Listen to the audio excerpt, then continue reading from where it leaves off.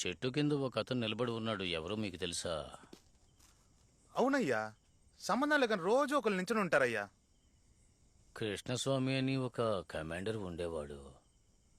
అతనికి భక్తి ఎక్కువ. రోడ్డు మీద రాయి కనిపిస్తే చెయ్యెత్తి మొక్కేవాడు.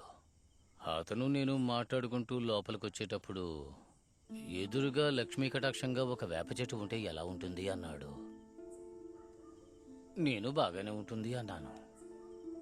అప్పుడు ఒక చిన్న మొక్క నాటు అన్నారు. నేను నాటాను.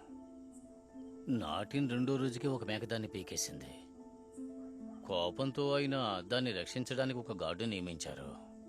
12 ఏళ్ల క్రితం ఆ మొక్కను కాపాడడానికి నియమించిన గార్డే అతను. ఆ మొక్క పెరిగి చెట్టయింది.